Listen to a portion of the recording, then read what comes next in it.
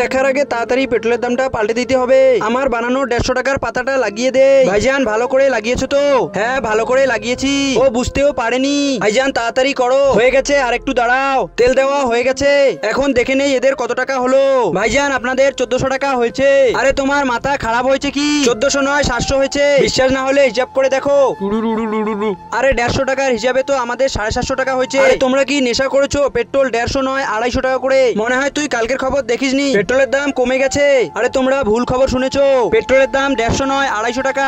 ভাইজান আমার কথা বিশ্বাস না হলে তুমি তোমার মেশিনে দেখে নাও। দাঁড়াও এক্ষুনি দেখতেছি। আরে এত তাড়াতাড়ি দামটা কিভাবে কম হয়ে গেল? একটু আগেই তো 250 টাকা ছিল, এখন বিশ্বাস হলো? বিশ্বাস তো হচ্ছে না, কিন্তু মেশিনে দেখে একটু একটু হচ্ছে। এই পেট্রোল পাম্পটি কি তোমার না তো? তাহলে তুই অত চিন্তা কেন করতেছিস? ভাইজান একে টাকা দাও। এই নে পেট্রোলের 700 টাকা। আরে পেট্রোলের দামটি কিভাবে কমে গেল?